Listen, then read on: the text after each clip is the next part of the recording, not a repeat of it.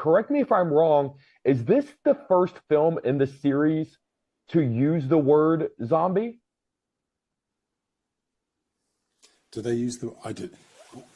I'm not just. You could easily be right. I'm sure you are right. Where do they say it? Does somebody say it? In this film, does he refer to the baby as it's a baby Oh, zombie? it's a zombie baby. Yeah, Zombie baby. Very good.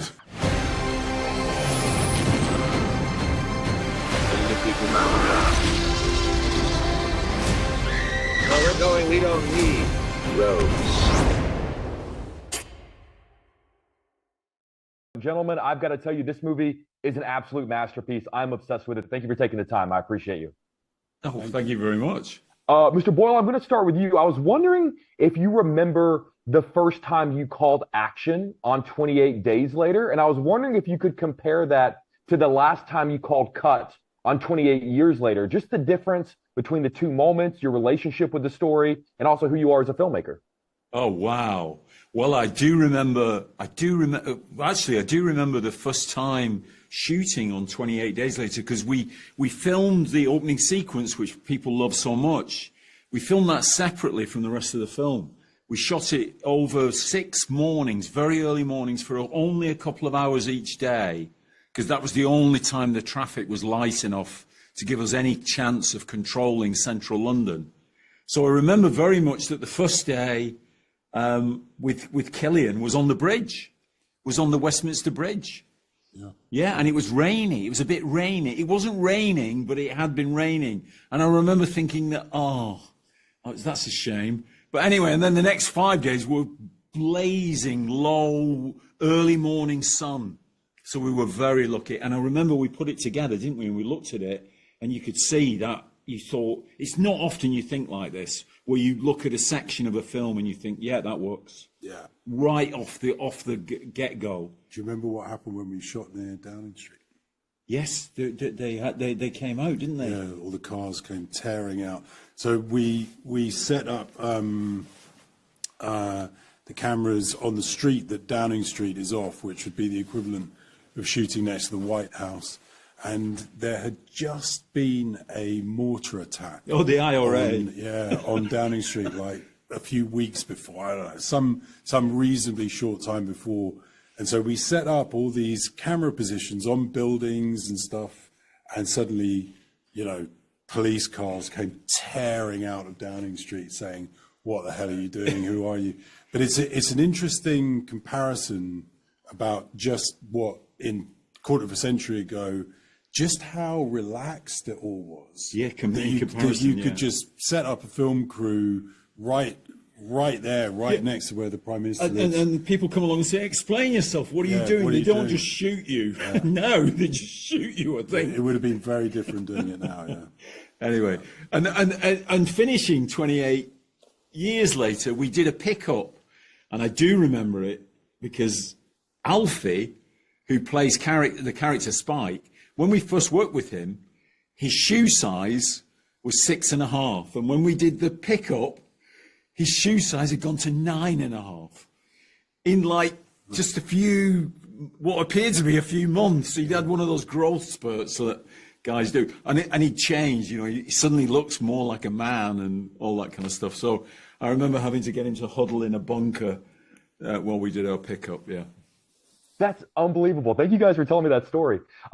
This is a strange question, but Mr. Garland, I've always wanted to ask you this. You could have chosen any number in the world, any length of time for Jim to be in that coma. I'm really curious, what made you choose 28?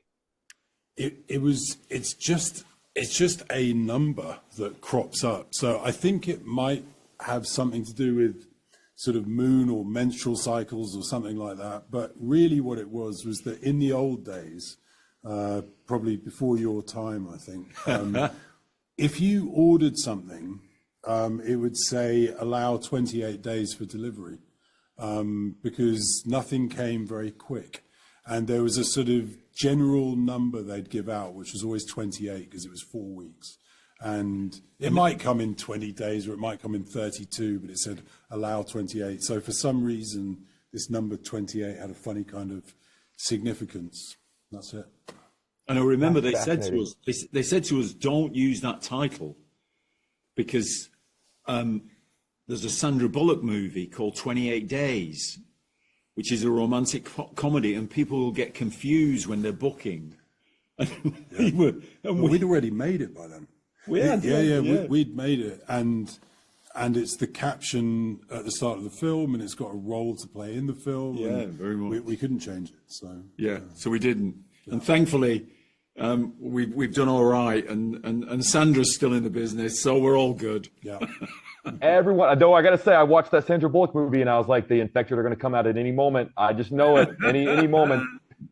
I know that this is not a story or an answer that we're getting right now, but as the storytellers who have been a part of this journey from the beginning, at what point do you have to sit down and decide what happened to Jim and Selena? Like, I know, whether they're in this film or not, when do you, as the storytellers, have to just know what happened to them? Well, I can't really say too much because because this has been conceived of a trilogy and that question is addressed in the trilogy. But it was always part of the story, this story, the one that we chose to tell. So it's part of the story. So I guess the truthful answer would be at the beginning, in the point of conceptualizing the story. Fair enough. Something is wrong with me internally because I cannot get the recording of the Boots Kipling poem out of my head.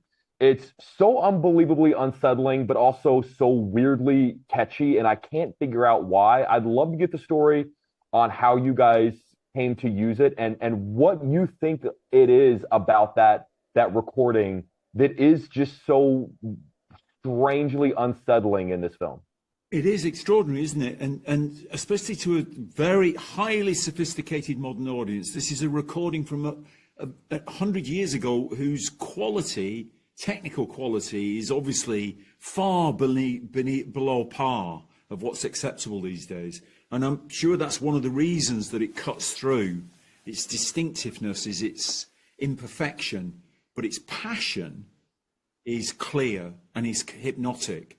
The connection between the performance and the poet and the poetry, is, and it's an actor apparently from 1916 or 1913 or 1918. I can't remember the exact date when. I thought it was 1916, but it's a performance by a clearly is a theatre actor who knows how to drive a climax of this poem. We were very fortunate because we had an archive sequence in the film, and we were searching for a song or a hymn or a poem, some spokens, anything that would connect with the idea of the archive, that this island was looking backwards to a heyday which they regarded as being something that they could admire and look back on and think of as great. And it's Shakespeare and St. Crispin's Day, which is a famous speech about how the English beat the French at Agincourt.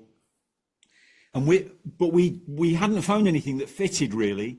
And Alex and I saw the trailer. Sony sent a test of the first trailer with this Boots on it. And we were like you, we were instantly hypnotized by it. And we both went away to find out what is that, where's it from, what's it come from, but go ahead. And we also... It was in the trailer before it was in the film? Yeah, and we did that reverse osmosis, and we put it in the film, and it fitted straight away. And you can tell with pre-recorded songs or that they just, when they work, they work. There's no question. If they don't work, there's no real manipulating you can do. They either work or they don't. This one just went like it belonged there. So we were very fortunate to get it like that. And it's helped us get the cause, the idea of the film out to so many more people than we would have been able to normally, and yet this is a poem from 100 years ago, more. That is unbelievable. I'm going to get you guys out of here on this. Correct me if I'm wrong. Is this the first film in the series to use the word zombie?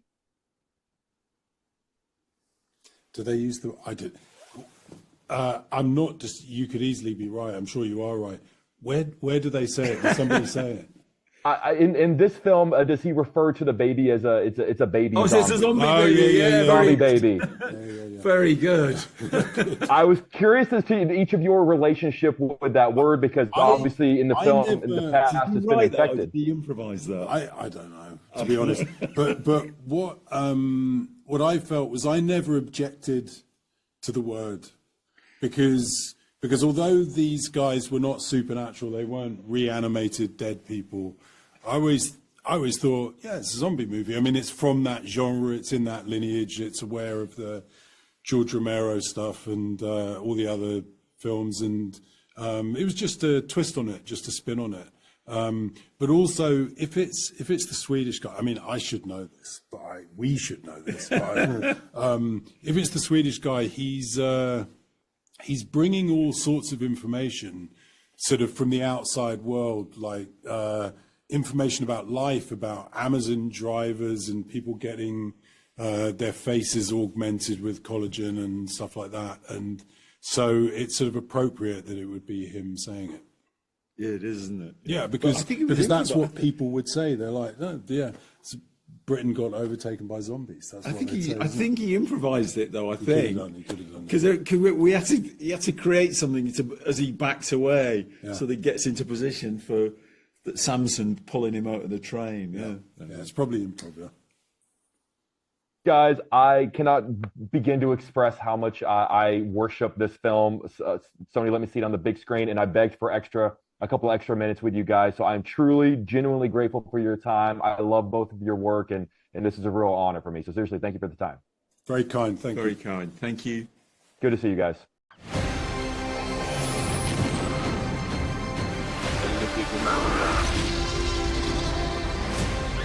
Where we're going, we don't need roads.